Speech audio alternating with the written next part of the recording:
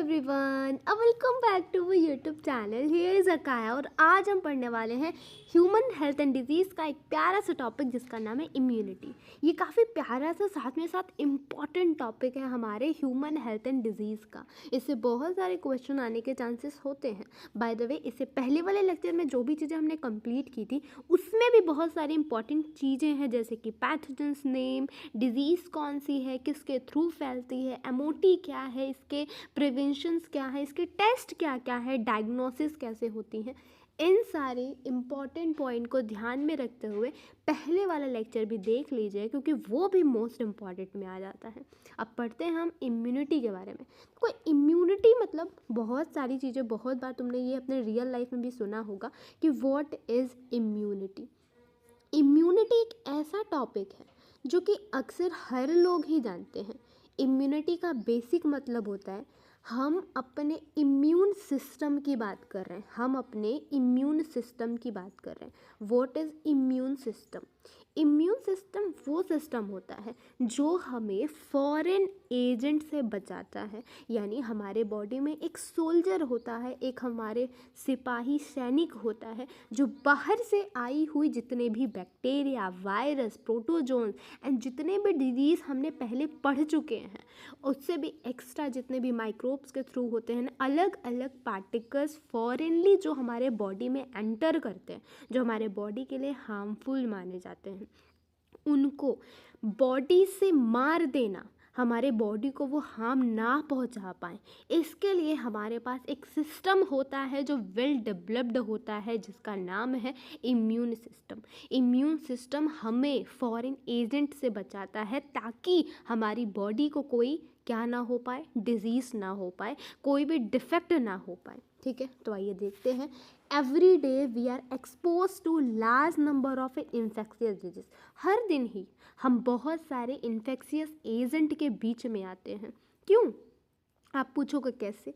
देखो, हर जगह माइक्रोब है, हर जगह बायोलॉजिकल क्लासिफिकेशन में देखोगे, प्लांट किंगडम में देखोगे and microbes in human welfare में आप पढ़ोगे कि हर जगह पे माइक्रोब्स, वायरस, बैक्टीरिया हर जगह होते हैं, क्योंकि वो नेग्लिजिबल है। Like negligible in the sense कि नेकेड आइक से हम नेकेड आइट से नहीं देख पाते, वो इतने छोटे होते हैं, तो इससे हर जगह है। तो हर दिन ही हम क्या करते हैं, इन्फेक्शियस एजेंट के कांटेक्ट में आते हैं, उनसे एक्सपोज्ड होते हैं। However, only a few of these exposures result in disease. Why? लेकिन ऐसा क्यों होता है? कभी तुमने नहीं सोचा कि हर दिन जब हम इतने सारे बैक्टीरियल एजेंट्स के पास में आते हैं, इन्फेक्शियस एजेंट के करीब जाते हैं, तो वो हर माइक्रोब, वायरस, बैक्टीरिया हमें इन्फेक्ट क्यों नहीं करता? क्यों हम हर दिन बीमार नहीं पड़ते? क्योंकि ऐसे तो हम हर जगह, जब बोला जाता है कि मान लो कि साल्मोनेला टाइफाई हमें टाइफाइड कराता है, वो हमें फैलता है, तो ऐसा तो है ना कि हर टाइम तो ऑफकोर्स कभी ना कभी तो हम उसके कांटेक्ट में आते हैं। देखो, जो इम्यून सिस्टम होता है वो लड़ाई करता है। वो हमारे बॉडी में मान लो कोई भी एक वायरस, बैक्टीरिया एंटर लिया, हमारा इम्यून सिस्टम एक्टिव हो गया एंड वो लड़ाई करता है उस एजेंट से, ताकि वो उसी इंस्टेंट टाइम पे उसे मार करके हमारी बॉडी में वो घुसने ना दे। ठीक है, ठीक है। लेकिन जब हमारा इम्यून सिस्टम हार जाता है, हमारा इम्यून सिस्टम उस तकलीफ को नहीं झेल पाता, तब एक बीमारी होती है हमें। लेकिन पूरी कोशिश करता है इम्यून सिस्टम कि हमारे बॉडी में कोई भी इन्फेक्शन ना पहुंचने पाए। ठीक है, तो वही बोला गया है। ऐसा क्यों होता है? This is due to fact that a body is able to defend itself from the most of these foreign agent. ऐसा इसीलिए होता है क्योंकि हमारी खुद की बॉडी बहुत सारे फॉरेन एजेंट से पहले से ही डिफेंड हो जाती है। हमारे पास एबिलिटी होती है कि हम उस जो भी माइक्रोब है, बैक्टीरिया, उन फॉरेन एजेंट से लड़ सकते हैं। ओवरऑल एबिलिटी ऑफ, ये हमारा डेफिनेशन हो जाता है, overall ability of the host to fight the disease causing microbe conferred by the immune system is called immunity। समझ रहे हो? इम्यूनिटी मतलब है कि हर, मतलब यही एबिलिटी जिसमें हम एक होस्ट डिजीज कॉजिंग एजेंट से लड़ सकता है, किसके द्वारा? इम्यून सिस्टम के द्वारा, उसको ही इम्यूनिटी कहते हैं। इम्यूनिटी दो टाइप की होती है। पहला इनेट इम्यूनिटी, दूसरा एक्वायर्ड इम्यूनिटी। नाम से ही समझ जाओ, इनेट नेट से समझो कि बहुत पहले से ही है। अब पहले से है इन द सेंस कि बर्थ से हमें मिली है, हमें बर्थ से ही ये इम्यूनिटी मिली है। एक्वायर्ड से समझ जाओ हम किसी से मिले हैं, हमें बाहर से मिला है, हमने किसी चीज़ से एक्वायर की है, तो ये हमें बाद में मिलती है। Innate immunity till birth, birth के टाइम से ही हमारे पास होती है, टिल बर्थ। लेकिन ये हमें आफ्टर बर्थ मिलती है, पैदा होने के बाद हमें मिलती है बाहर से। ठीक है, अब ये देखो इनेट इम्यूनिटी क्या होता है, व्हाट इज इनेट इम्यूनिटी। ठीक है, इनेट इम्यूनिटी नॉन स्पेसिफिक होती है। नॉन स्पेसिफिक मतलब देखो हमें बर्थ से मिली है, तो जब कोई चीज़ हमें बचपन से मिली है तो ऐसा तो नहीं है कि बाहर जितने भी ऑर्गेनिज्म होते हैं उन सब से लड़ने की क्षमता हमारे पास है। मान लो कोई भी अगर बाहर पैथोजन आ गया जो कि कुछ और डिजीज़ फैलाता है, जो जिसका हमारे पास अंदर इम्यूनिटी नहीं है, तो ऑफकोर्स उसके लड़ने के लिए हमें बाहर से ही इम्यूनिटी को ट्रांसफ़र करना पड़ेगा। अब वो तो हमारे बॉडी में नहीं है जो वायरस एंटर किया है हमारे बॉडी में। ठीक है, तो इनेट इम्यूनिटी नॉन स्पेसिफिक होता है। नॉन स्पेसिफिक का मतलब होता है इसको नहीं पता होता कि हमें कब मतलब हमें कब एक्शन लेना है, हमें कब एक्शन नहीं लेना है। एक्शन लेना इन द सेंस कि अगर कोई बैक्टीरिया वायरस एंटर कर रहा है तो वो सब पे ही अटैक कर देता है, मतलब कि उसे बाहर से कोई भी फॉरेन एजेंट बॉडी में एंटर करता हुआ दिखाई देता है, वो तुरंत ही क्या हो जाता है, एक्टिव हो जाता है। इसीलिए हम इनेट इम्यूनिटी को बोलते हैं नॉन स्पेसिफिक। ठीक है, टाइप ऑफ डिफेंस।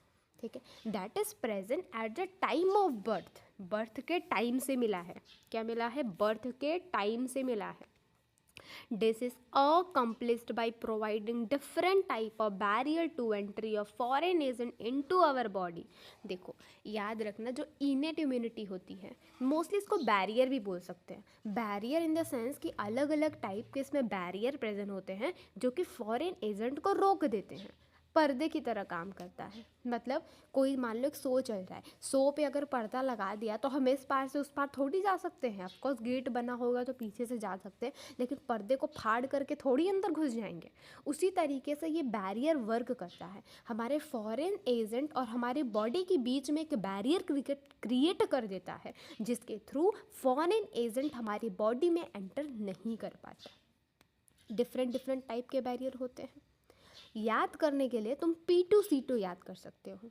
P2C2 क्या होता है, पहला P से फिजिकल बैरियर, सेकेंड P से फिजियोलॉजिकल बैरियर, थर्ड C से सेलुलर बैरियर, फोर्थ C से साइटोकाइन बैरियर। P से P2C2 मैं लिख देती हूँ, ठीक है, बड़े में लिखती हूँ, P2C2 ऐसे याद कर लेना। कहोगे दीदी को तो 2 बनाने नहीं आता, लो भाई बना दिया। देखो physical barrier, physiological barrier, cellular barrier and हमारे पास आता है cytokine barrier. What the hell. अब देखो, अब हम बैरियर्स के बारे में पढ़ने जा रहे हैं। ठीक है, बैरियर्स में जो सबसे पहला बैरियर है, देखो मोस्टली याद करो 4 टाइप के बैरियर होते हैं P2C2। पहले P से फिजिकल, सेकेंड P से फिजियोलॉजिकल, थर्ड P से सेलुलर, फोर्थ P से साइटोकाइन बैरियर। पहला बैरियर फिजिकल बैरियर, इसमें इन्वॉल्व होता है पहला skin. Skin on our body is a main barrier which prevent entry of the microorganism. देखो अब फिजिकल बैरियर में भी 2 टाइप हैं, पहला स्किन, दूसरा म्यूकस। क्या है, पहला स्किन, दूसरा म्यूकस। ठीक है, स्किन हमारे बॉडी का एक मेन बैरियर होता है जो कि हमें माइक्रो ऑर्गेनिज्म को एक बैरियर प्रोवाइड कर दिया स्किन। अब बाहर से कोई ऑर्गेनिज्म आ रहा है तो बड़ा, अगर वो थोड़ा सा भी साइज में बड़ा है तो हमारे बॉडी के अंदर तो नहीं घुस जाएगा। जैसे अगर मान लो पेन लिया है मैंने, इस पेन को मैं कहूँ मेरे बॉडी के अंदर डालना है, अब भाई कैसे डालोगे, क्योंकि स्किन की होल्स बहुत छोटे छोटे होते हैं, अब थोड़ी तो मैं उसमें ट्रांसफ़र कर सकते हो। तो पहला जो बैरियर है हमारे बॉडी का वो है स्किन। ठीक है, जो कि हमारे बॉडी में माइक्रो ऑर्गेनिज्म को घुसने नहीं देता। माइक्रो ऑर्गेनिज्म मतलब एकदम छोटे नेकेड वाले वो भी नहीं हमारे बॉडी में एंटर कर सकते, ठीक है। दूसरा म्यूकस। म्यूकस यानी एक चिपचिपा पदार्थ होता है जो कहाँ प्रेजेंट होता है, epithelium coating of epithelium lining of respiratory. अब रेस्पिरेटरी सिस्टम के पास भी एपिथेलियम की लाइनिंग होती है।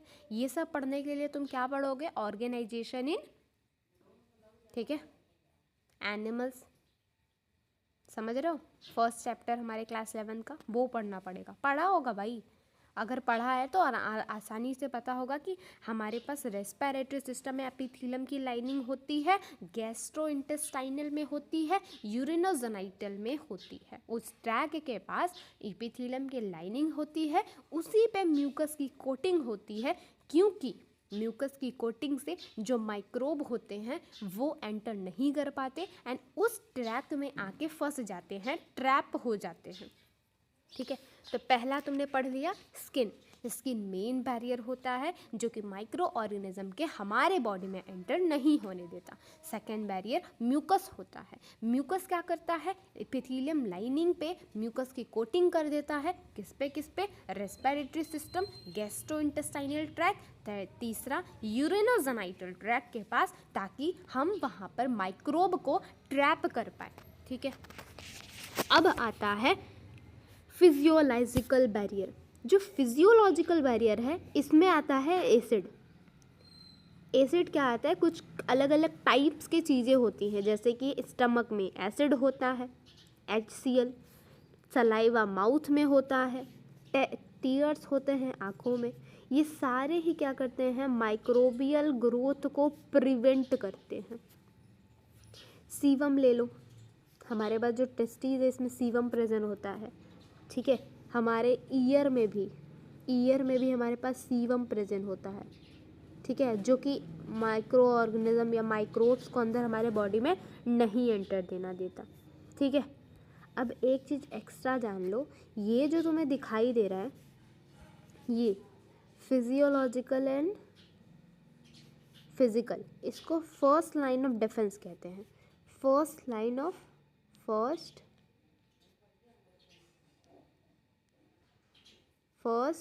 ऑफ डिफेंस, ठीक है, ठीक है।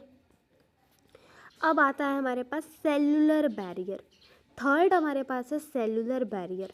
जो सेलुलर बैरियर है ना, ये क्या होता है, इसके पास अलग अलग टाइप के WBCs होते हैं, जो मोस्टली इम्पॉर्टेंट माना जाता है, क्योंकि WBC ही क्या कहलाता है, वॉरियर कहलाता है, सोल्जर ऑफ हमार बॉडी कहलाता है, जिसमें सबसे पहला एक्शन सेलुलर बैरियर का आता है, जब हमारे बॉडी के अंदर पाया जाता है। बहुत अलग अलग टाइप के ल्यूकोसाइट यानी WBC हमारे बॉडी में पाए जाते हैं, जैसे कि PMNL सेल, जो कि एक न्यूट्रोफाइल है, polymorphonuclear leukocyte and monocyte and NK cell, जिसको नेचुरल किलर सेल्स भी कहते हैं। ये सारे लिम्फोसाइट के टाइप हैं। ब्लड में, in the blood as well as a microbe in the tissue, ये सारे जो आपको दिखाई दे रहे हैं, ये PMNL cell, monocyte, natural killer cell, ये सब ब्लड में दिखाई देते हैं। लेकिन जो टिश्यू में दिखाई देता है वो हमारे पास है मैक्रोफेजेस। ये मैक्रोफेज बहुत इंपॉर्टेंट है, आप देखोगे 8th के टाइम, अभी हम आगे पढ़ेंगे 8th में भी इसका मोस्टली रोल माना जाता है, उसमें पढ़ोगे। एंड ये जो दिखाई दे रहे हैं मोनोसाइट, नेचुरल किलर सेल्स, ये सारे जो है ना एक टाइप होते हैं जो हेल्प करते हैं किससे बचने का, हमारे बॉडी में माइक्रोब्स की एंट्री को रोक दे एंड ख़त्म कर दे माइक्रोब को। फैगोसाइटोस, समझ रहे हो, किसी चीज़ को खा जाना, एंड हमारे माइक्रोब्स को डिस्ट्रॉय कर दे, ख़त्म कर दे। थर्ड आता है बैरियर, जिसका नाम है साइटोकाइन बैरियर। साइटोकाइन बैरियर में सिर्फ एक चीज़ याद करना, इंटरफेरॉन्स। इसके पास इंटरफेरॉन प्रेजेंट होता है।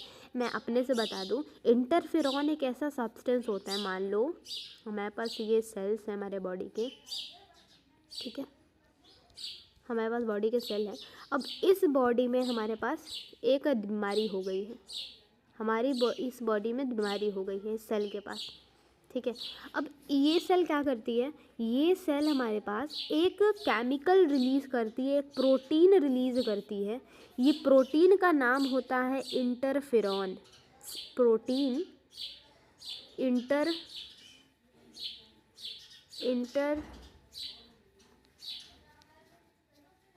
अब इंटरफेरॉन आता है, अगल बगल जितने भी सेल्स होते हैं उनको एक इन्फॉर्मेशन प्रोवाइड कर देता है कि भैया मुझे इन्फेक्शन हो गया है, अब तुम लोग भी वो प्रोटीन को तैयार कर लो जिसके थ्रू तुम मतलब उस बैक्टीरिया वायरस से बच सकते हो। वायरल इन्फेक्शन होता है तो उस वायरस मेरे पे अटैक कर चुका है, तुम पे अटैक ना कर दे इसके लिए तुम रेडी हो जाओ। तो ये एक बहुत ही प्यारा सा सेल्स होता है जो कि ख़राब सेल जो हो जाती है वही इंटरफेरॉन रिलीज़ करती है, जो कि आगे जो हमारे पास अच्छी सेल होती है उनको बचाने के लिए। ठीक है, अब एक चीज़ इंपॉर्टेंट पॉइंट ये समझ लो कि ये जो तुम्हें दिख रहा है हमने फर्स्ट लाइन ऑफ बैरियर बता दिया। अब सेकेंड लाइन ऑफ बैरियर जो है ना वो है सेलुलर बैरियर और साइटोकाइन बैरियर। इनको मिला करके हम कहते हैं सेकेंड लाइन ऑफ, क्या कहते हैं,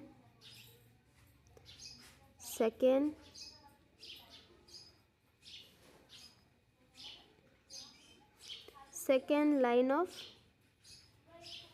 डिफेंस। ठीक है, ये समझ लिया गाइस। ये नेचुरल किलर सेल को एनके सेल भी कह सकते हो। ठीक है, अब पढ़ने वाले हैं सेकेंड हमारा इम्यूनिटी, इसका नाम है एक्वायर्ड इम्यूनिटी, जिसका नाम है एक्वायर्ड इम्यूनिटी। एक्वायर्ड इम्यूनिटी जो रहती है थर्ड लाइन ऑफ क्या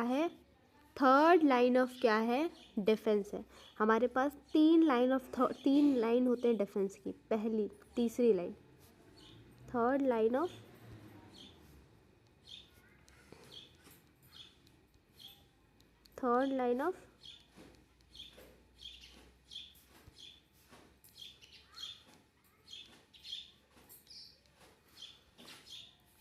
ये जो एक्वायर्ड इम्यूनिटी है ना, ये इस टाइप की इम्यूनिटी है जिसमें होता क्या है, ये स्पेसिफिक होती है। पैथोजन स्पेसिफिक मतलब हर एक पैथोजन पे अटैक नहीं करती। ठीक है, हर एक पैथोजन के लिए अलग अलग प्रेजेंट होती है। It is the characterized by memory important है कि एक्वायर्ड इम्यूनिटी के पास मेमोरी होती है एंड इनेट इम्यूनिटी के पास मेमोरी नहीं होती है। याद रखना, इनेट इम्यूनिटी के पास मेमोरी प्रेजेंट नहीं होती। ठीक है, this mean when our body encounter a pathogen for the first time it produces a response, जिसको प्राइमरी रिस्पॉन्स कहते हैं। एक्वायर्ड इम्यूनिटी के पास दो रिस्पॉन्स होते हैं, पहला प्राइमरी, दूसरा सेकेंडरी। गाइस काफ़ी चीची आवाज़ आ रही है चिड़िया की, लगता है आज ये पढ़ाने नहीं देगी। क्या हुआ भाई, आज पढ़ाने नहीं दोगे आप? कह रही है मुझे भी पढ़ना है। गाइस क्या अपने साथ पढ़ाओगे उसको? अगर तुम बोल दो तो हम उनको भी पढ़ा दें। बताओ, मौका दे दिया जाए, शायद तुम लोगों से ढंग का पढ़ ले वो, हो सकता है ना गाइस, क्या पता तुमसे ढंग का उसे आता हो पढ़ने। चलो कोई नहीं, अभी हम आ गए हैं अपने रूम में। सो अब बिना किसी डिस्टर्बेंस के पढ़ेंगे, पढ़ाई पे ध्यान दो। चिड़िया बेचारी जाने दो, तुम लोग माने ही नहीं, वरना उसको भी पढ़ा देते थोड़ा सा। चलो कोई बात नहीं, अपने टॉपिक पे आते हैं। अब उसके बाद आ जाता है एक्वायर्ड इम्यूनिटी। क्या आ गया है? एक्वायर्ड इम्यूनिटी को वापस रिवाइज कर देते हैं। एक्वायर्ड इम्यूनिटी इस टाइप की इम्यूनिटी होती है जिसको हम थर्ड लाइन ऑफ डिफेंस कहते हैं। ये पैथोजन स्पेसिफिक होती है, हर एक पैथोजन के लिए अलग अलग होती है। ये कैरेक्टराइज्ड होता है मेमोरी के द्वारा, इसके पास मेमोरी प्रेजेंट होती है। क्या होता है? इसके पास मेमोरी होती है। पैथोजन स्पेसिफिक मेमोरी प्रेजेंट होती है। ठीक है, अब देखो मैं एक स्टोरी सुना दूँ आपको, एक स्टोरी सुना दूँ। चलो एक स्टोरी सुनाते। होता क्या है, एक बार मान लो आप लोगों से एग्जाम्पल लेती हूँ खुद का ही। ठीक है, मान लो मैं छोटी बच्ची हूँ। ठीक है, छोटी बच्ची हूँ, अब मैं मम्मी के साथ में रहती हूँ। ठीक है, एक बार क्या हुआ, मम्मी जो है मेरी, ठीक है, मान लो ये मेरा घर है। ठीक है, ये मेरा घर है एंड घर पे मैं अकेली हूँ, मम्मी के साथ मैं अकेले हूँ। मम्मी के साथ अकेले कैसे कोई हो सकता है? मतलब मैं मम्मी के साथ में हूँ लेकिन पापा मेरे बाहर गए हैं काम पे, पापा मेरे यहाँ पे हैं। ठीक है, पापा मेरे काम पे गए हैं और अकेले मैं यहाँ पे मम्मी के साथ में हूँ। अब होता क्या है, एक बार मेरे पापा के दोस्त अंदर आते हैं, दरवाज़ा को नॉक करते हैं, लेकिन हम दरवाज़ा नहीं खोलते। हम दरवाजे के उस होल से देखते हैं कि है कौन आखिर में।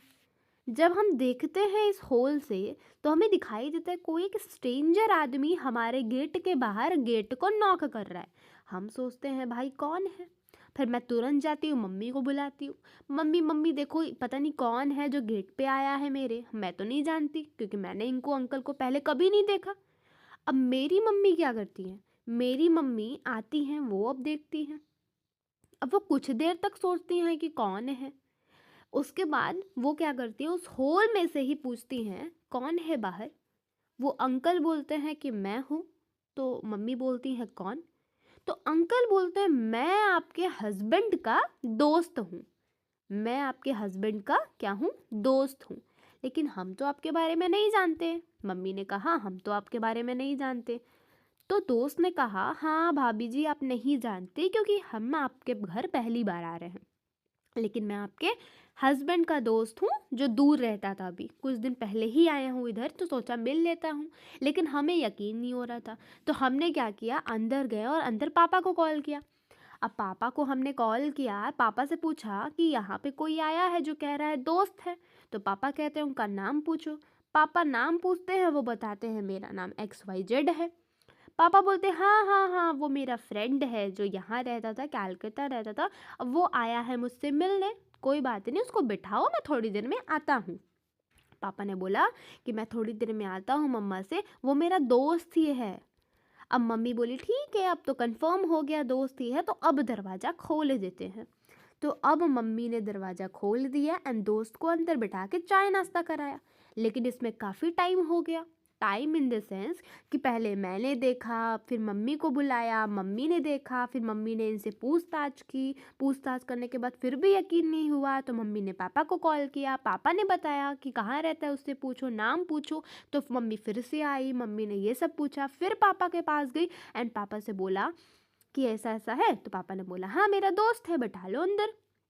बहुत सारा टाइम इसमें चला गया, लेकिन लेकिन अब देखो हो गया। अब वापस से मैं अपने घर पे हूँ एंड सिर्फ मम्मी है, ठीक है। और फिर से वही अंकल आते हैं, वही अंकल फिर से आते हैं। पापा फिर से घर पे नहीं होते। लेकिन अब जब मैं बोलती हूँ मम्मी गेट के बाहर वो वाले अंकल आए हैं जो एक बार और आए थे, क्योंकि मुझे याद है। मम्मी कहती है कौन से वाले अंकल। मम्मी आके देखती हैं, मम्मी को दिखता है अरे हाँ ये तो XYZ अंकल हैं, उनको बुला लो अंदर। तो मम्मी तुरंत दरवाज़ा खोल के इनको अंदर बुलाती हैं, खाना वाना पिलाती हैं। तो इसमें टाइम नहीं लगा। क्यों? क्योंकि हमारे पास में पहले से मेमोरी थी, हमारे दिमाग में पहले से मुझे पता था कि ये तो वही अंकल है, XYZ अंकल जो एक बार और आए थे, जिनको हमने बोला था कि हम पापा से पूछे थे, ये वही अंकल है। इसमें टाइम लगा? टाइम नहीं लगा। पहले वाले में टाइम लगा, लेकिन साथ में मेमोरी बन गई कि हाँ भाई ये तो वही अंकल है। उसी तरीके से ये इम्यूनिटी काम करती है, ये इम्यूनिटी काम करती है इसी बेसिस पे। इसी बेसिस पे याद कर लो कि ये इम्यूनिटी इसी तरीके से काम करती है। कैसे, आप फिर से सीखते हैं। होता क्या है, एक बार मान लो ये मेरी बॉडी है, ये मेरी बॉडी है। अब एक वायरस हमारे बॉडी में एंटर कर गया, एंटर कर गया। हमारे पास इम्यूनिटी है, हमारी इम्यूनिटी इससे फाइट करती है, लेकिन काफ़ी टाइम लग जाता है क्योंकि हम पहले तो अंदर इम्यूनिटी भेजते हैं, उसको थोड़ा टाइम लगता है उसको कैरी करने में।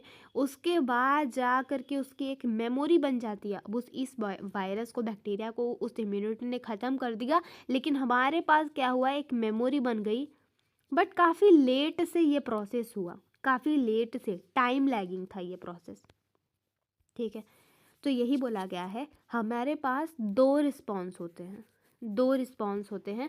दूसरा ये कि वापस से हमारी बॉडी है, हमारी बॉडी में वापस से कोई वायरस, वही सेम वायरस हमारे बॉडी में वापस से एंटर करेगा तो बिल्कुल हमारी जब इम्यूनिटी काम करेगी तो ऑफकोर्स तुरंत ख़त्म कर देगी, टाइम ही नहीं लगेगा। लेकिन इसके पास मेमोरी नहीं होती, सेकेंड रिस्पॉन्स के पास मेमोरी नहीं होती, ठीक है। देखो क्या बोल रहा है, दिस मीन हमारी बॉडी जब किसी माइक्रोब को, पैथोजन को एंटर करवाती है एंड उसका इनकाउंटर मतलब उसको जब ख़त्म करती है, तो उसका पहली बार का जो टाइम होता है उसके पास उसका जो फर्स्ट रिस्पॉन्स होता है उसको प्राइमरी रिस्पॉन्स कहते हैं एंड इसके पास मेमोरी होती है। काफ़ी लो इंटेंसिटी से होता है, मतलब काफ़ी टाइम लैगिंग होता है। Subsequent encounter with the same pathogen elicit the high intensified secondary और एनेस्थेटिक रिस्पॉन्स। एनेमनेस्टिक का मतलब होता है इसके पास अब मेमोरी नहीं होती, नहीं होती, ठीक है। तो जो सेकेंड रिस्पॉन्स आता है काफ़ी तेज़ी से आता है, हाई इंटेंसिटी से आता है एंड इसके पास कोई मेमोरी नहीं होती। लिखा है ना, सेकेंडरी रिस्पॉन्स होता है, एनेमनेस्टिक होता है, मतलब इसके पास मेमोरी प्रेजेंट नहीं होती। This is ascribed to fact that body appears to have a memory of the first encounter. यही है कि जो पहला हमारा इनकाउंटर होता है उसकी मेमोरी हमारे सेल के पास, हमारे बॉडी के पास होती है, तभी तो दूसरी बार रिस्पॉन्स जल्दी कर पाता है वो। समझ गए? इतनी चीज़ें तो एग्जाम्पल से समझ ही गए होगे। अब देखो, जो प्राइमरी रिस्पॉन्स होता है और सेकेंडरी रिस्पॉन्स होता है हमारे इम्यून सिस्टम का, क्या लिखा है, जो प्राइमरी रिस्पॉन्स होता है और सेकेंडरी रिस्पॉन्स होता है हमारे इम्यून सिस्टम का, वो होता है दो help of two special cells जो लिम्फोसाइट्स की सेल्स होती हैं, जो कि कहाँ प्रेजेंट होता है हमारे ब्लड में। एक होता है बी लिम्फोसाइट, दूसरा होता है टी लिम्फोसाइट। याद करना पड़ेगा गाइस, ठीक है। क्या बोलना, मैंने क्या बोला, क्या बोला गाइस, क्या बोला मैंने बोला हमारी प्राइमरी या सेकेंडरी जो इम्यून का रिस्पॉन्स होता है वो किसके हेल्प से होता है, दो सेल्स की वजह से होता है। कौन सी सेल्स की वजह से, लिम्फोसाइट सेल की वजह से, जो ब्लड में प्रेजेंट होता है, जिसका नाम है B lymphocyte and T lymphocyte. इन दोनों सेल की वजह से हमारा रिस्पॉन्स होता है, कौन सा, प्राइमरी एंड सेकेंडरी। आई बात समझ में? ओके अब क्या लिखा है गाइज, ये जो बी लिम्फोसाइट है, ठीक है, बी लिम्फोसाइट को मोस्टली हम क्या कहते हैं, जिसमें क्या बनता है, हमारे पास एंटीबॉडी बनता है।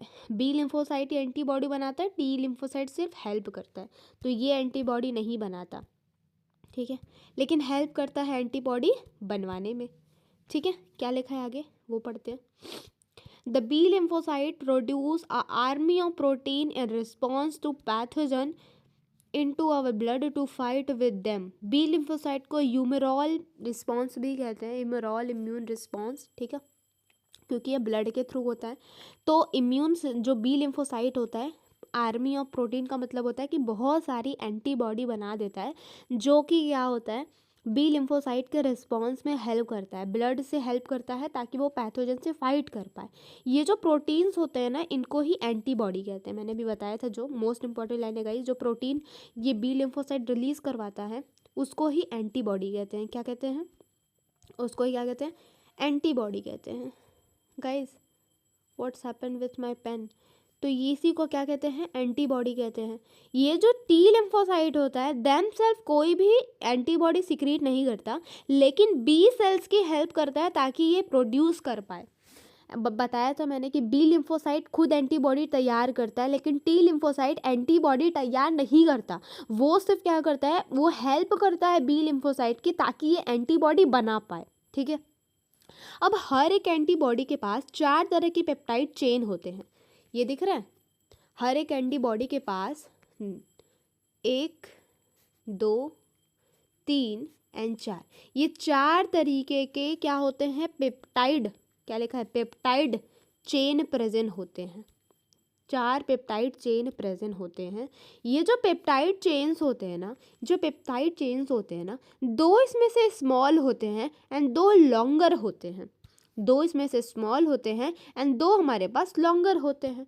जो स्मॉल वाला चेन होता है ना, उनको लाइट चेन कहते हैं एंड जो 2 लॉन्ग वाला चेन होता है उनको हम हैवी चेन कहते हैं। मतलब ये जो छोटा छोटा चेन तुमको दिखाई दे रहा है, ये जो छोटा छोटा चेन तुमको दिखाई दे रहा है, इनको हम लाइट चेन कहते हैं, लेकिन ये जो हमारे पास बड़ा वाला चेन दिखाई दे रहा है, इनको हम हैवी चेन कहते हैं, हैवी चेन कहते हैं। दिख गया। इस टाइप से 4 हमारे पास सेल प्रेजेंट होते हैं, पेप्टाइड चेन प्रेजेंट होते हैं। हेंस जो एंटीबॉडी है ना वो H2NL2 से रिप्रेजेंट होती है। इसमें तो हम पहले से ही बना दिया, हमने वहाँ P2C2 बनाया था, P2C2 बनाया था। उसी तरीके से यहाँ पे क्या बनाया गया है, H2NL2। मतलब 2 हमारे पास हैवी चेन प्रेजेंट होते हैं, 2 हमारे पास लाइट चेन प्रेजेंट होते हैं।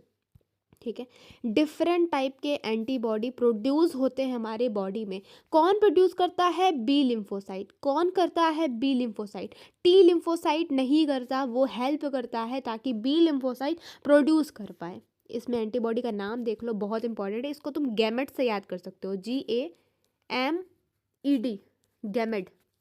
गैमेट से तुम याद कर सकते हो लिम्फोसाइट्स का नाम। गैमडे भी कर सकते हो, गैमेट भी कर सकते हो, गैमडे भी कर सकते हो। देखो गैमडे करोगे तो तुम्हारा एक ईजी हो जाता है कि सबसे ज़्यादा अमाउंट में जी होता है, IgG होता है, IgE थोड़े लीस्ट अमाउंट में प्रेजेंट होता है। इस तरीके से तुम डिफ्रेंशिएट कर पाओगे अगर गैमडे करके तुमने लर्न किया तो। ठीक है, तो मैं ये ट्रिक लिख देती हूँ। ट्रिक में ओके, ट्रिक में लिखती हूँ मैं,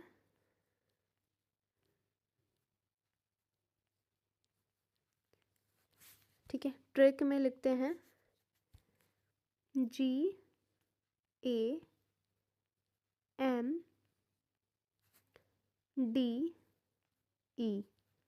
जो जी है, जी एंटीबॉडी जो है ना काफ़ी लीस्ट अमाउंट में प्रेजेंट होती है, मतलब बहुत ही मोर अमाउंट में प्रेजेंट होती है।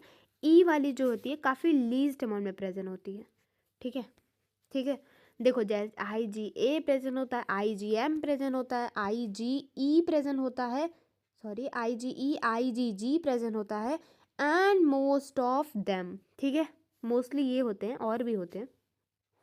A cartoon of an antibody is figure A 7.4। अब 7.4 के एंटीबॉडी का एक स्पेशल डायग्राम दिया गया है जो बोल्ड ऑफ बेसिस पे महा इम्पॉर्टेंट डायग्राम है। बोल्ड अगर जो बच्चा दे रहा है तो उसके लिए भाई महा इम्पॉर्टेंट है, महा इम्पॉर्टेंट। हे महा इम्पॉर्टेंट बोल दिया तो मतलब सच में महा इम्पॉर्टेंट है। तुम देखो सबसे पहले प्रोटीन का स्ट्रक्चर देखो, 4 पेप्टाइड चेन से मिलके बने होते हैं। ये 2 दिख गए, ये हमारे पास तीसरा, ये चौथा। ये किससे जुड़े होते हैं एक दूसरे से, किससे जुड़े होते हैं, डाइसल्फाइड बॉन्ड से, डाइसल्फाइड बॉन्ड से। अब डाइसल्फाइड बॉन्ड कितने हैं वो देखो, क्या दिख रहा है भाई, मैंने ग्रीन ग्रीन कर दिया, क्या ही दिखेगा। बाय द वे चलो पढ़ते हैं, क्या है, disulphide 1 bond, 2 bond, 3 bond, 4 bond, 5 bond, 6 bond, 7 bond, 8 bond, 9 bond, 10 bond, 11, 12, 13, 14, 15 and 16। Total 16 disulphide bond present होते हैं। टोटल 16 कितने, टोटल 16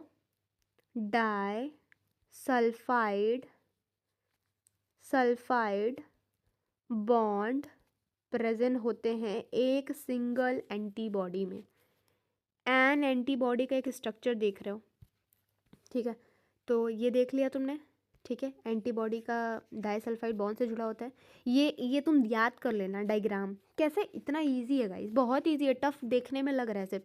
क्या करना है तुमको, वाई शेप कैसे बनाओगे, वाई शेप बनाया, बस ये कर दिया।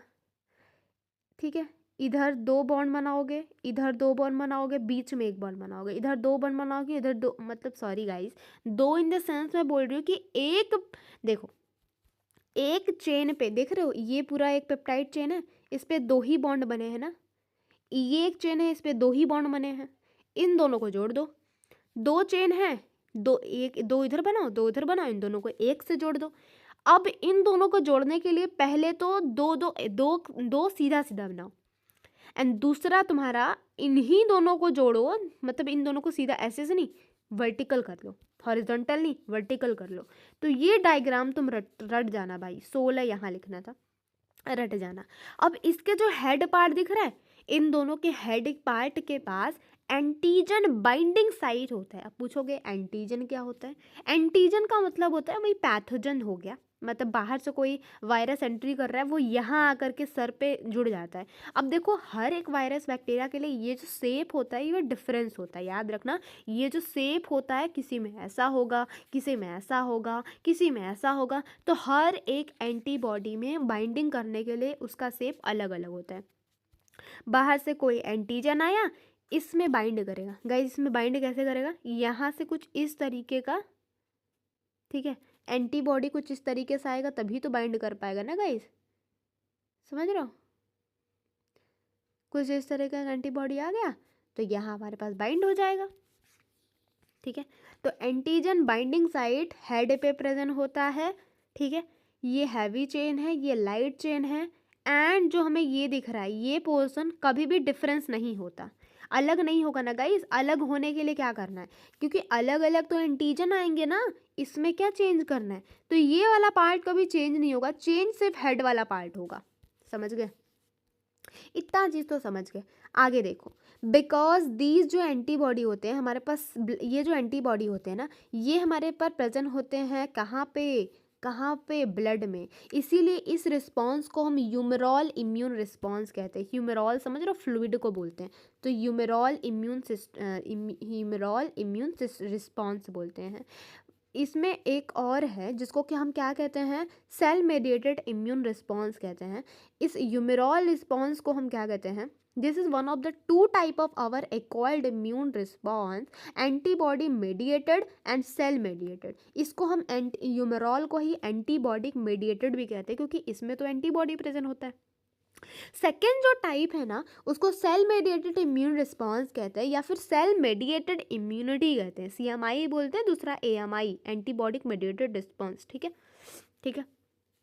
अब ये जो टी लिम्फोसाइट है ना ये CMI मेडिएट करता है। वेरी सम जो ह्यूमंस ऑर्गन्स होते हैं जैसे कि हार्ट, लाई, लीवर, किडनी, ये जब फेल हो जाते हैं, जब इनको ट्रांसप्लांट कराना पड़ता है तो इसको सजेशन CMI के थ्रू इसको रिजेक्ट किया जाता है। CMI जब तक मैच नहीं खा लेता तब तक कोई भी ऑर्गन क्या करता है, कोई भी ऑर्गन हमारे बॉडी में ट्रांसप्लांट होकर के सही सलामत नहीं रह सकता, क्योंकि अगर बाहर से वो भी तो ऑर्गन किसी और का है, जब तक CMI पॉजिटिव रिस्पॉन्स नहीं दे देता तब तक नहीं हो सकता, ठीक है। सबसे पहले सुटेबल डोनर को सर्च करना पड़ता है, ठीक है।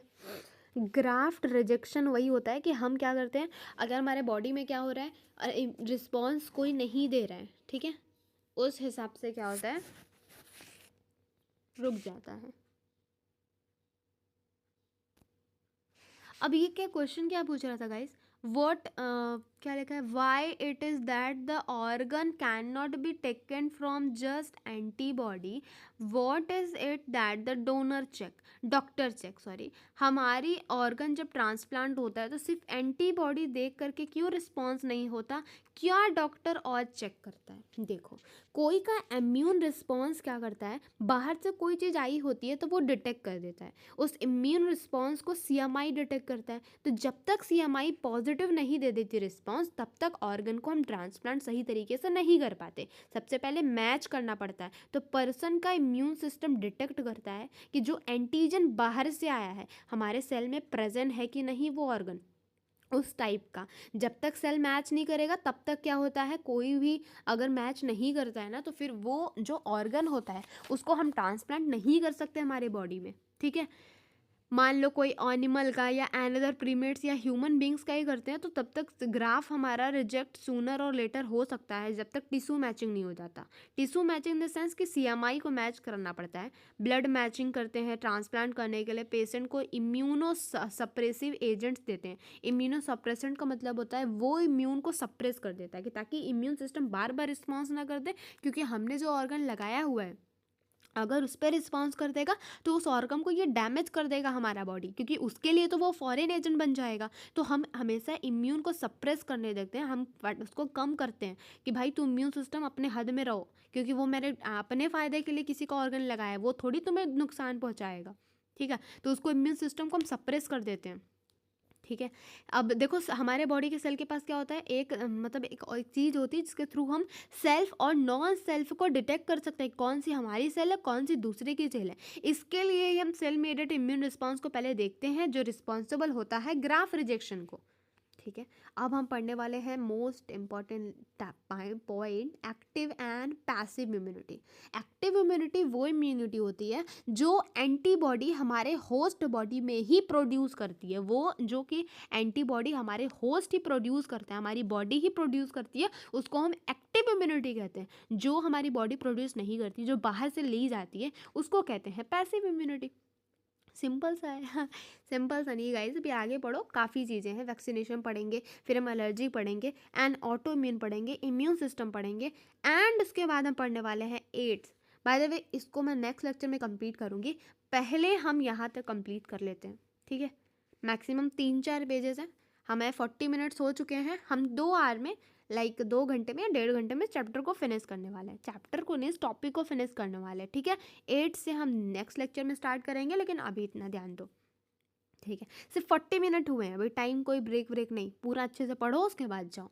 ठीक है। When a host is exposed to antigen, जब हमारा होस्ट, हमारा यानी मैं, अगर एंटीजन के एक्सपोज्ड में आता है, which may be in the form of living, हो सकता है वो जिंदा हो सकता है वो डेथ माइक्रोब हो, एंड हो सकता है वो अदर प्रोटीन हो। ठीक है। Antibodies are produce in the host body. देखो, हमने एक बीमारी से मिला, हमारी बॉडी में एक बीमारी घुस गई, तुरंत ही हमारी बॉडी एंटीबॉडी रिलीज करती है ताकि इस बीमारी को ख़त्म कर पाए। हमारी बॉडी जो रिलीज़ करती है उसको ही हम एक्टिव इम्यूनिटी कहते हैं। तो हमारी बॉडी, समझ में आ गई बात? इजी था गाइस, ऑफ कोर्स समझ में आ गया होगा। हम किसी एंटीजन के एक्सपोज्ड में आते हैं, एंटीजन एक्सपोज्ड में आया, हमारी बॉडी, हो सकता है वो लिविंग हो, डेथ हो, या फिर अदर प्रोटीन हो, हमारे बॉडी से एक एंटीबॉडी रिलीज़ होती है होस्ट बॉडी से, मतलब हमारे बॉडी से। उस टाइप की इम्यूनिटी को हम एक्टिव इम्यूनिटी कहते हैं। समझ में आई बात? अब देखो, एक्टिव इम्यूनिटी जो होती है ना, काफ़ी स्लो होती है क्योंकि हमारे बॉडी से रिलीज़ हो रही है, लेकिन टेक्स टाइम। टाइम मतलब होता है कि पूरा थोड़ा टाइम लेती है, थोड़ा धीरे धीरे होती है, लेकिन अपना फुल इफ़ेक्टिव रिस्पॉन्स देती है। मतलब जब तक, जैसे होम्योपैथ की दवा, होम्योपैथ या आयुर्वेदा काफ़ी धीरे धीरे से काम करता है, लेकिन जड़ पे जाकर वो उस चीज़ को ख़त्म करता है। उसी तरीके से जो हमारे बॉडी से निकला हुआ एंटीबॉडी है, वो धीरे काम करता है, थोड़ा सा टाइम टेकिंग होता है, लेकिन वो अपने पूरी इफेक्टिव के साथ काम करता है। ठीक है। ejecting the microbe deliberately during a immunization or infection organism gaining access into body during a natural infection induce active immunity। अब इम्यूनिटी के 2 टाइप हैं, पहला एक्टिव इम्यूनिटी, दूसरा पैसिव इम्यूनिटी। जो एक्टिव इम्यूनिटी है वो तो पढ़ लिया ना गाइस, जो हमारे बॉडी में होती है। पैसिव इम्यूनिटी जो हमें बाहर से लेना पड़ता है। अब इसी एक्टिव इम्यूनिटी की 2 टाइप होते हैं, पहला नेचुरल इम्यूनिटी, दूसरा आर्टिफिशियल एक्टिव इम्यूनिटी। पूरा नाम बताना, natural active immunity, artificial active immunity. जो नेचुरल एक्टिव इम्यूनिटी होता है ना, ये मान लो कोई डिजीज़ हुआ, उसके बाद हम देते हैं, उसके बाद आफ्टर डिजीज़ या सिकनेस के बाद जब हम देते हैं, उसको नेचुरल एक्टिव इम्यूनिटी कहते हैं। लेकिन अगर हमें कोई बीमारी नहीं हुई है, मान लो पोलियो वगैरह हमें नहीं हुआ है, लेकिन बचपन से हमें वैक्सीनेशन या इम्यूनाइजेशन के थ्रू कोई चीज़ बाहर से, पोलियो का कोई वैक्सीन लग रहा है, उस चीज़ को हम कह देते हैं आर्टिफिशियल एक्टिव इम्यून रिस्पॉन्स। ठीक है। ठीक है। 2 चीज़ें समझ ली ना, नेचुरल समझ लिया, आर्टिफिशियल एक्टिव इम्यूनिटी समझ लिया। नेचुरल मतलब हमें डिजीज़ हो गया उसके बाद देते हैं। वैक्सीन वाला जो रहता है, हमें डिजीज़ हुआ नहीं लेकिन हम पहले से ही दे देते हैं अमाउंट में, और उसके पास मेमोरी प्रेजेंट होता है। इम्यूनाइजेशन या वैक्सीनेशन में मेमोरी प्रेजेंट होता है। जैसे पोलियो वगैरह हुआ तो हम पहले से ही ओरल पोलियो दे देते हैं, लाइव पोलियो वायरस हमें डाल देते हैं, उसके थ्रू हमारा बॉडी क्या कहते हैं, एंटीबॉडी बना देता है। जब वायरस वापस से एंटर करता है तो वो मारने में उसमें सक्षम हो जाता है। दूसरा, मान लो हमें क्या हुआ है, हम क्या करते हैं, कोई भी चीज़ इंजेक्ट कर देते हैं, लाइक इंजेक्ट कर देते हैं, कोई भी किल्ड चीज़ को इंजेक्ट कर देते हैं ताकि क्या हो, उसका एक हमारी एंटीबॉडी बन जाए एंड जब वो सच में रिस्पॉन्स उसका आए तो वो क्या कर पाए, अच्छे तरीके से रिस्पॉन्स दे पाए। ठीक है, अब दूसरा सुनो, पैसिव इम्यूनिटी। ठीक है, पैसिव इम्यूनिटी क्या होता है, जब हमारा रेडीमेड एंटीबॉडी हमारे बॉडी को हम एंटर कराते हैं ताकि हमारे बॉडी क्या करे, फॉरेन एजेंट से लड़ पाए, उसको हम पैसिव इम्यूनिटी कहते हैं। मतलब हमारी बॉडी है, हम बाहर से कोई चीज़ प्रोड्यूस करा रहे हैं, उसको हम पैसिव इम्यूनिटी कहते हैं। पैसिव इम्यूनिटी के भी दो टाइप है, पहला नेचुरल, दूसरा आर्टिफिशियल। नेचुरल क्या बोलना है हमें, नेचुरल पैसिव इम्यूनिटी बोलना है एंड आर्टिफिशियल पैसिव इम्यूनिटी बोलना है। हमें नाम पूरा देना है क्योंकि एक्टिव में भी नेचुरल आता है एंड पैसिव में भी नेचुरल आता है। एक्टिव में ही हमारे पास एक्वायर्ड आता है एंड पैसिव में भी हमारे पास एक्वायर्ड आता है, तो रट लेना। ठीक है, ये नेचुरल इम्यूनिटी हो गया, दूसरा हमारे पास आर्टिफिशियल इम्यूनिटी। अब नेचुरल जो इम्यूनिटी होता है इसका एग्जांपल देख लो। अब देखो, पैसिव इम्यूनिटी रेडीमेड मिल रही है तो हमें उसका कोई भी मेमोरी नहीं मिलता, ठीक है, लेकिन एंटीबॉडी पहले से फॉर्म्ड होती है एंड उसके बाद वो हम रेडीमेडली हमारे बॉडी में जाता है तो काफ़ी जल्दी से एक्ट करेगा ना, फास्ट एक्टिंग करेगा, साथ ही में बहुत तेज़ी से काम करेगा एंड काफ़ी कम टाइम के लिए भी होगा क्योंकि वो तुरंत ही ख़त्म हो जाएगा, लेकिन इसका कोई मेमोरी नहीं होता। ठीक है, ठीक है, अब देखो, नेचुरल नेचुरल पैसिव इम्यूनिटी होता है, दूसरा आर्टिफिशियल पैसिव इम्यूनिटी। जो नेचुरल पैसिव इम्यूनिटी होता है ना, ये हमें मदर से मिलता है। समझ रहे हो, मदर से मतलब होता है, नेचुरल का मतलब होता है कोई बीमारी हुई उसके बाद हमें तुरंत मिल जाता है। तो हमें बचपन से ही हमारी मामा से, फीटस हुआ तभी IgG क्या मिलता है, एक एंटीबॉडी मिलता है जो कि हमारे बच्चे में हेल्प करता है ताकि ये कोई रिस्पॉन्स दे, कोई बीमारी वगैरह हो गया तो। दूसरा, मदर की बॉडी में ही जब इन्फेंट आता है, लैक्टेशन के टाइम पे उनके मिल्क से पहला मिल्क कोलेस्ट्रम, क्या लिखा है यहाँ पे, पहला मिल्क कोलेस्ट्रम, जिसका जो कि येलोइस कलर का होता है, इसके पास एंटीबॉडी प्रेजेंट होता है IgA। याद रखना, IgA अबंडेंट मात्रा में मिलता है, हमारी मम्मा से हमारे बॉडी में मिलता है लैक्टेशन जब हमारा इनिशियल डे आता है उस टाइम पे ही, ताकि ये बच्चे को प्रोटेक्ट कर पाए। दूसरा, जो आर्टिफिशियल पैसिव इम्यून रिस्पॉन्स होता है वो, उसमें एग्जांपल में लिख लो क्या होता है, जब कुछ भी हो गया, कट्स वगैरह लग गया, जैसे हमें स्नैक काट लिया या तुरंत इंस्टेंट टाइम पे वो हमें बाहर से मिलता है, जैसे कि एंटी टेटनस सीरम हो गया, एंटी स्नेक बाइट हो गया तो उसमें एंटी स्नेक वेनम हो गया, ये सारी चीज़ें हमें मिलती हैं। काफ़ी ये टॉक्सिन होता है, ठीक है, एंटी डिप्थेरिया सीरम, ये सारी चीज़ें, डिप्थेरिया हो गया तो मिलता है। ठीक है, याद रखना, ये हमारा हो गया। फीटस एंटीबॉडी फ्रॉम मदर से मिलता है, प्लेसेंटा के थ्रू होता है प्रेगनेंसी के टाइम पे। ये जो एग्जांपल हो गए पैसिव इम्यूनिटी के। अब देखो वैक्सीनेशन, वैक्सीनेशन में महा इंपॉर्टेंट लाइन ये वाली है, ये वाली है, हेपेटाइटिस बी जो रहती है, सॉरी, तो ये जो इम्पॉर्टेंट है, हेपेटाइटिस बी की वैक्सीन जो रहती है ना, ये प्रोड्यूस होती है ईस्ट के द्वारा, तो याद रखना। ठीक है, अब देखो क्या लिखा है, principle of immunisation and vaccination based on the property of memory. Memory पे बेस्ड है क्योंकि हम कोई वैक्सीन लगा दे रहे हैं, बचपन में वैक्सीन लगवाई होगी, हम कोविड-19 की वैक्सीन लगवाते थे, कोविड-19 की, कोविड की वैक्सीन हम लगवाते थे ताकि हमें कोविड वायरस हो तो ये कोविड का वैक्सीन उस टाइम पे काम आए, हमने लगवाई है, तुमने भी लगवाई होगी। इस चीज़ से समझ लो कैसे काम करेगा। कोविड की वैक्सीन हमने पहले लगाई है, वैक्सीन हमने पहले लगा ली है, लेकिन वायरस बाद में आ रहा है तो अब ये कैसे इसको अफेक्ट कर पा रहा है, क्योंकि इसके पास मेमोरी है, मेमोरी है। इस वैक्सीन को हम अंदर डालते हैं, हमारे बॉडी में एक एंटीबॉडी बनता है, उस एंटीबॉडी को जब रियल कोविड आता है तो इस एंटीबॉडी उस पर अफेक्ट करता है क्योंकि इसके पास क्या प्रेजेंट है, मेमोरी, तो ये फुल्ली मेमोरी बेस्ड माना जाता है। ठीक है, वैक्सीनेशन में क्या होता है, एंटीजन प्रोटीन और पैथोजन इनएक्टिव फॉर्म में या एक्टिव फॉर्म में वैक्सीन के रूप में हमारे बॉडी में डाला जाता है। Antibody protein in body against this antigen would neutralise the pathogenic agent from actual infection. मतलब एंटीबॉडी क्या करता है, तब बनाया जाता है जब एक्चुअली कोई वायरस आता है, पहले से मतलब कोई डाला हमने, उसके बेसिस पे एक एंटीबॉडी बन गई। उस एंटीबॉडी तब इफेक्ट करेगा जब रियल में वापस से कोई एक एक्चुअल वायरस आता है, तब इफेक्ट करेगा। ठीक है, वैक्सीन के पास भी मेमोरी होती है। वो क्या जनरेट करता है, बी एंड टी सेल, जो पैथोजन को क्विकली रिस्पॉन्स कर पाता है उस जब वो आता है तभी। ठीक है, ठीक है।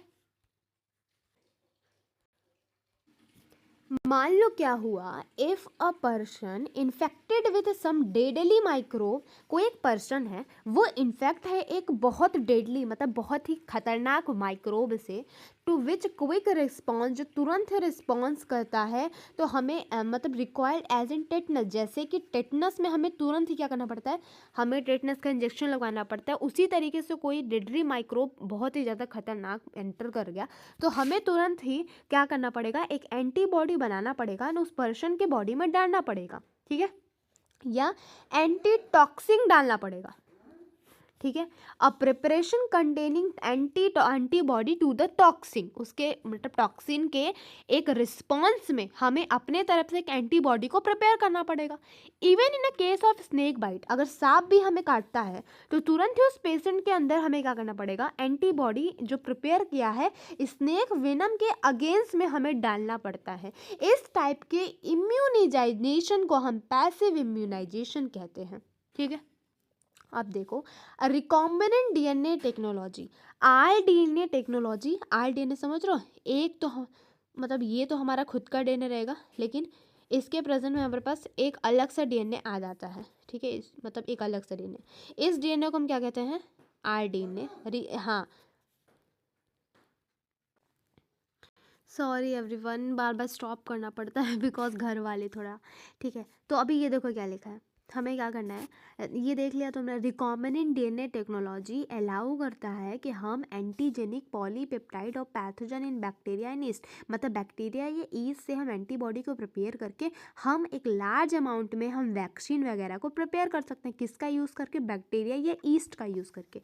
Vaccine produce using this approach allow large scale, अगर हम वैक्सीन वगैरह प्रिपेयर करें तो बहुत ज़्यादा अमाउंट में प्रिपेयर हो सकता है, एंड इम्यूनाइजेशन की ज़रूरत भी बहुत ज़्यादा है। एग्जाम्पल में ले लो, हेपेटिक बी का जो वायरस है, हेपेटाइटिस बी, समझ रहे हो, समझ रहे हो, एड्स का एक एड्स कह रही हूँ, हमारे पास सेक्सुअल ट्रांसमिटेड डिजीज़ एसटीडी का क्या है, एक टाइप है, एसटीडीज है, तो उसका वैक्सीन बनाना पड़ेगा, तो वो प्रोड्यूस होता है ईस्ट के द्वारा, तो इसे हाईलाइट कर लो, इम्पॉर्टेंट है। अब देखो आ जाता है हमारे पास एलर्जी। एलर्जी तो भाई नॉर्मल पॉइंट है, तुम लोगों को बहुत अच्छे तरीके से पता होगा, मैं अच्छे तरीके से नहीं बोल रही, मैं बोल रही हूँ बहुत अच्छे तरीके से, क्योंकि हर टाइम में कभी ना कभी ये चीज़ तुमने देखी होगी। ठीक है, when you have gone to a new place, मान लो तुम एक नई जगह पे गए हो, एंड सडनली अचानक से तुम्हें स्नीजिंग, खांसी आना शुरू हो जाता है, छींक आना शुरू हो जाता है, विजिंग होने लगता है, हमें नहीं पता उसका रीज़न कि ऐसा क्यों हो रहा है, लेकिन जब उस जगह से हम चले जाते हैं तो जो ये सिम्टम हमें दिखाई दे रहे थे वो भी गायब हो जाते हैं। Did this happen to you, क्या ये तुम्हारे साथ हुआ है? ऑफकोर्स मेरे साथ हुआ है। Some of us are the sensitive to some particles in environment, some of us मतलब हम में से ही कुछ ऐसे लोग होते हैं जिनकी जो बॉडी होती है, जिनका जो स्ट्रक्चर होता है काफ़ी सेंसिटिव होता है, इन्वायरमेंट में कुछ चीज़ें ये नहीं सह पाता, काफ़ी सेंसिटिव होता है, कुछ पार्टिकल्स हमारे इन्वायरमेंट के होते हैं। ठीक है, ये जो एवब मेंशन रिएक्शन जो दिखाई दे रहा है बिकॉज ऑफ एलर्जी हो सकता है ये पॉलन से हमें एलर्जी हो, या माइट्स, छोटे छोटे कण वगैरह से। ठीक है, इन सब रीज़न से, जो कि हर एक प्लेस पे अलग अलग मिलता है, हर एक प्लेस पे और हर एक पर्सन को अलग अलग होता है। ये देखो, अब जो डेफिनेशन है रियल हमारे पास वो ये है एलर्जी का, एक्स्ट्रा क्या लिखा है, exaggerated response of a immune system to a certain antibody present in the environment called the allergy.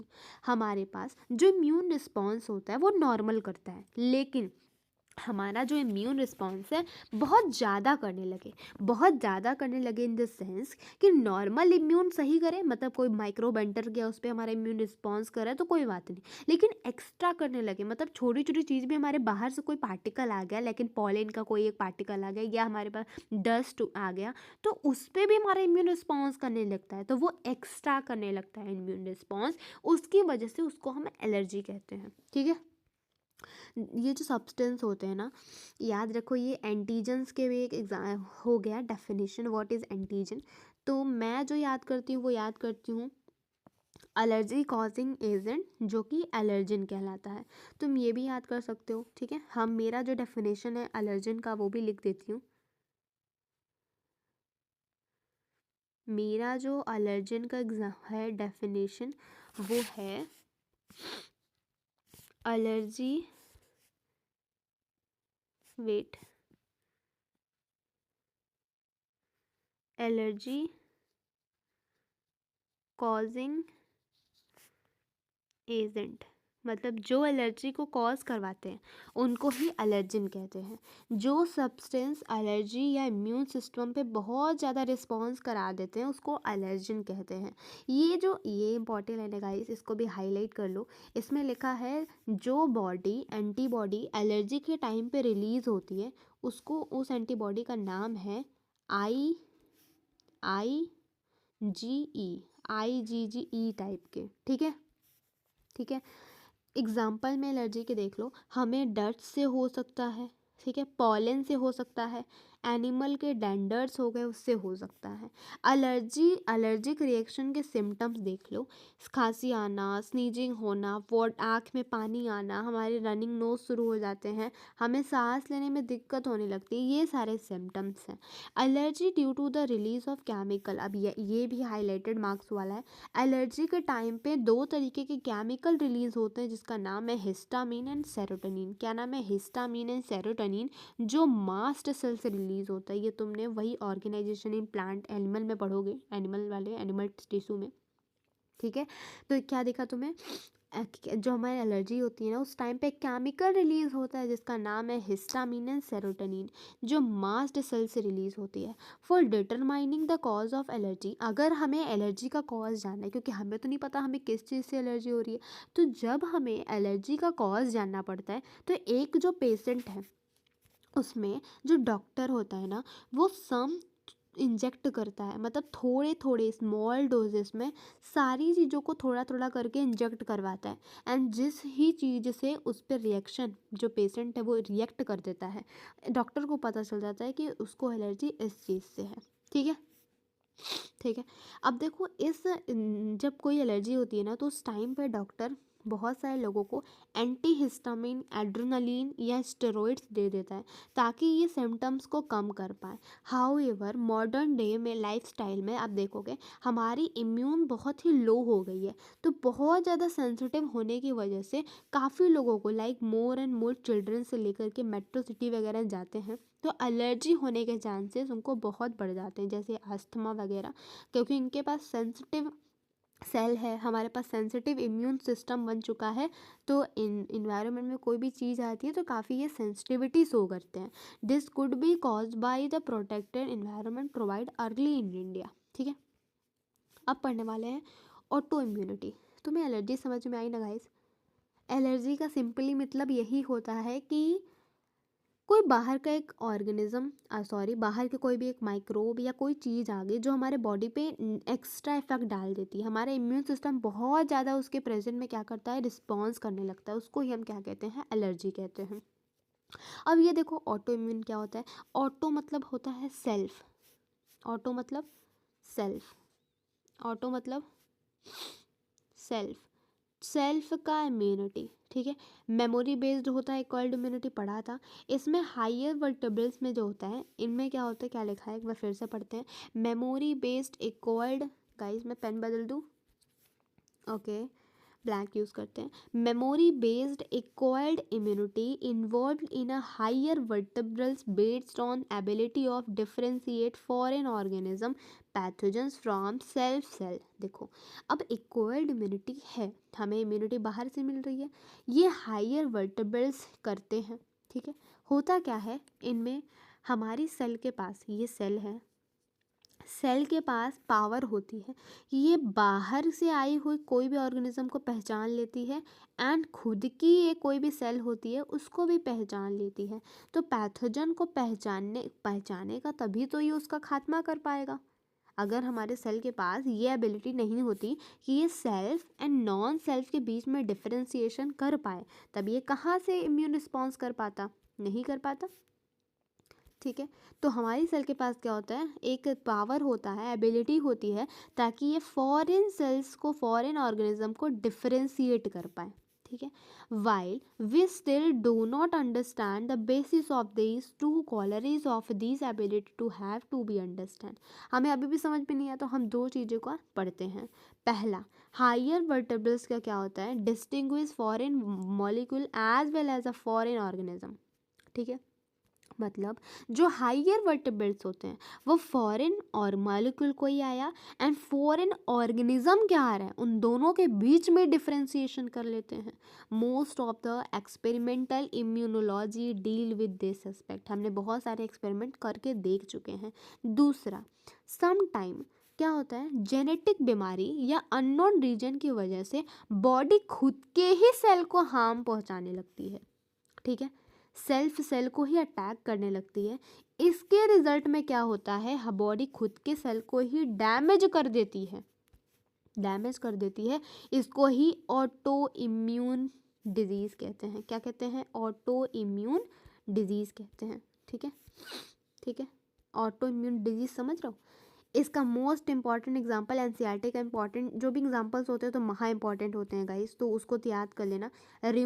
रिमेटोइड एर्थराइटिस है, जो कि क्या करता है, सोसाइटी में बहुत सारे लोगों को देखने को मिलता है as a auto immune response. अब देख लो कि आखिर ये इम्यून सिस्टम में है क्या क्या, इम्यून सिस्टम हमारे बॉडी का कैसे एक्ट करता है एंड क्या क्या चीज़ें इसके पास प्रेजेंट होती है। सबसे पहले देखो, इम्यून सिस्टम के पास सबसे पहला लिम्फोइड ऑर्गन प्रेजेंट होता है, टिश्यू प्रेजेंट होता है, सेल प्रेजेंट होता है, कुछ सॉल्युबल मॉलिक्यूल प्रेजेंट होता है जिसको कि हम एंटीबॉडी कहते हैं। ठीक है, as you read, immune system के पास एक यूनिक होता है ताकि वो अपने फॉरेन एंटीजन को पहचान पाए एंड उस पर रिस्पॉन्स कर पाए एंड रिमेंबर कर पाए। अगर वो वापस से वही सेम अटैक होता है हमारे बॉडी पे, उसके रिस्पॉन्स में अगेंस्ट में वो वापस से उससे लड़ाई कर पाए। The immune system also play an important role in allergic reaction. Immune system का रोल होता है, ठीक है, ऑटो इम्यून सिस्टम डिजीज़ में भी इसका रोल होता है, ऑर्गन ट्रांसप्लांट के टाइम भी होता है। तो इम्यून सिस्टम का रिस्पॉन्स रोल एलर्जिक रिएक्शन में भी होता है, ऑटो इम्यून डिजीज़ में भी होता है, ऑर्गन ट्रांसप्लांट के टाइम पे भी इसका रोल माना जाता है। पहला पढ़ते हैं। ठीक है, क्या क्या रोल होते हैं वो तो पढ़ लिया ना, क्या क्या रोल होते हैं देखा। पहला रोल तुमने देखा, लिम्फोइड ऑर्गन प्रेजेंट होते हैं, टिश्यू होते हैं, सेल होते हैं, कुछ सॉल्युबल मॉलिक्यूल जैसे कि एंटीबॉडी प्रेजेंट होते हैं। सबसे पहले देखो हमारे लिम्फोइड ऑर्गन्स के बारे में। लिम्फोइड ऑर्गन में दो टाइप्स होते हैं। पहला, दो लिम्फोइड, मान लो हमने लिखा वेट, हमने लिखा लिम्फोइड ऑर्गन। लिम्फोइड ऑर्गन दो टाइप का होता है। पहला हमारे पास होता है प्राइमरी, दूसरा होता है हमारे पास सेकेंडरी। जो प्राइमरी होता है ना, इसके भी दो टाइप होते हैं। पहला आ जाता है हमारे पास बोन मैरो, दूसरा आ जाता है हमारे पास थैलमस, सॉरी थैलमस लिख दिया, सॉरी थाइमस। ठीक है, सेकेंडरी रिस्पॉन्स में तो बहुत सारे होते हैं, जैसे पहला हमारे पास आ जाता है स्प्लीन। ठीक है, हमारे पास आ जाता है टॉन्सिल्स। तीसरा आ जाता है हमारे पास लिम्फ नोड। चौथा हमारे पास आ जाता है पेयर पैचेस, जो कि स्मॉल इंटेस्टाइन में प्रेजेंट होता है। एंड जो पांचवा आ जाता है अपेंडिक्स। ये हमारे पास सेकेंडरी होते हैं। गाइस, तो तुमने पहला देखा, देखो लिम्फोइड ऑर्गन के दो टाइप होते हैं, पहला प्राइमरी लिम्फोइड ऑर्गन, दूसरा सेकेंडरी लिम्फोइड ऑर्गन। ठीक है, अब ये जो प्राइमरी इम्यून सिस्टम है, सॉरी प्राइमरी लिम्फोइड ऑर्गन है, इसके दो टाइप होते हैं। पहला हमारे पास बोन मैरो आता है, दूसरा हमारे पास थाइमस आता है। याद कर लो, फिर से याद करते हैं।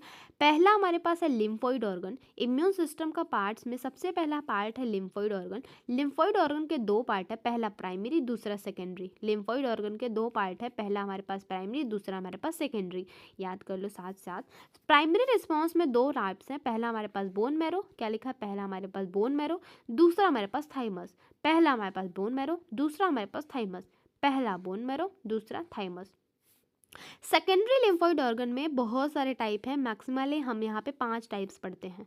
सबसे पहला है स्प्लीन, बोलो स्प्लीन, ग्रेवयार्ड ऑफ आरबीसी, समझ रहे हो, स्प्लीन। ठीक है, स्प्लीन देख लिया, पहला हमने स्प्लीन देखा, दूसरा टॉन्सिल देखा, तीसरा हमारे पास लिम्फ नोड दिखा, चौथा हमारे पास क्या लिखा, pairs patches of small intestine, sorry small, क्या कहते हैं उसको, सॉरी वो वर्ड क्या था, स्मॉल हमारे पास इंटेस्टाइन होता है, एंड उसके बाद अपेंडिक्स, क्या है, appendix. Spleen, tonsil, lymph node, pair patches of small intestine and appendix. फिर से याद करो, जो हमारे पास सेकेंडरी लिम्फोइड ऑर्गन है उसमें पहला है स्प्लीन, दूसरा है टॉन्सिल, तीसरा है लिम्फ नोड, चौथा है pair patches of small intestine and पांचवा है अपेंडिक्स। ठीक है, वन बाय वन सबको पढ़ते हैं, क्या करते हैं, वन बाय वन सबको पढ़ते हैं।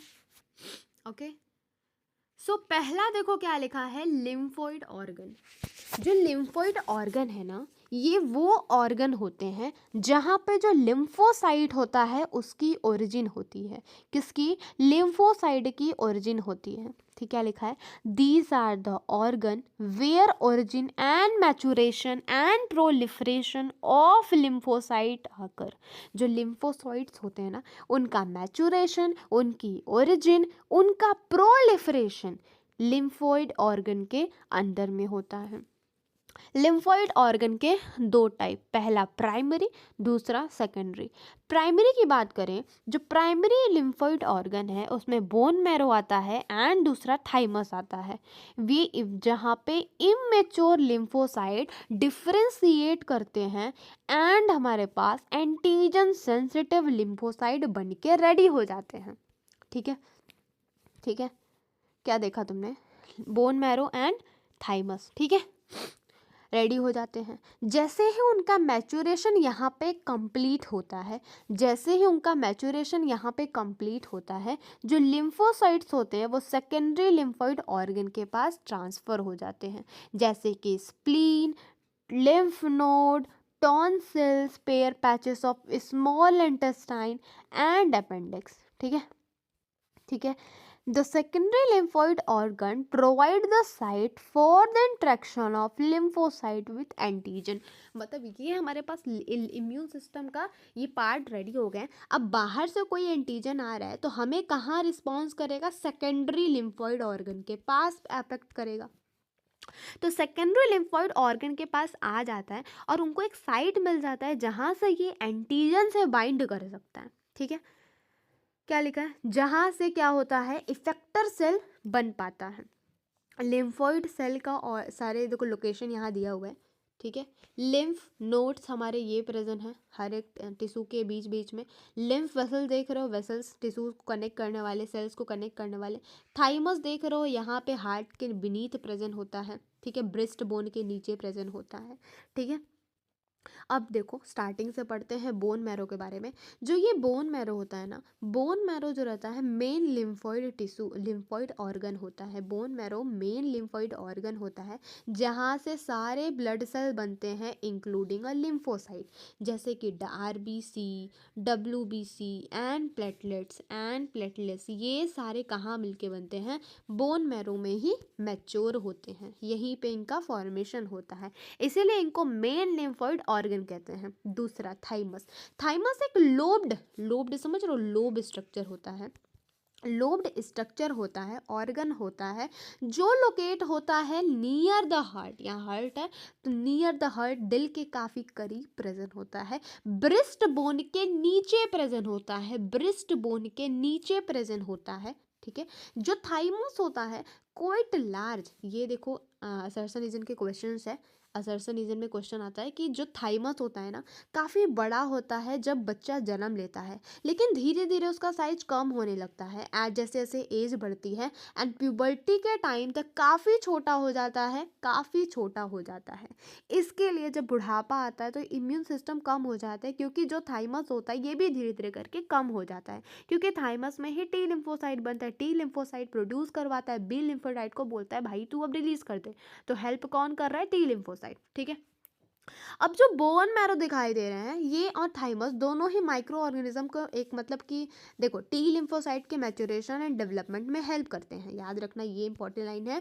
Both the bone marrow and thymus provide micro environment for the development of maturation of T lymphocyte, T lymphocyte के मैच्योरेशन में डेवलपमेंट में बोन मैरो एंड थाइमस दोनों का रोल होता है, याद रखना।